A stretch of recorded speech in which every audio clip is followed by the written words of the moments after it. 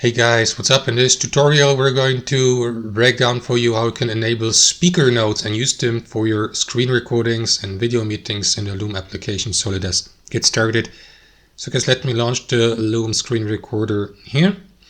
And before you start recording your screen or video for your team or workspace, you will need to access the speaker notes and enable them.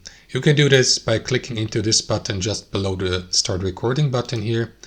And if you do this for the first time, as you can see, I can already start writing speaker notes. If you do this for the first time and activate it, there will be a notification explaining that you will need to activate the speaker notes by clicking into this button, which we just did.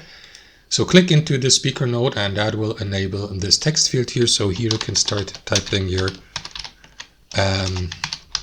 speaker note while recording your screen using these controls here to the left, or by starting the recording here.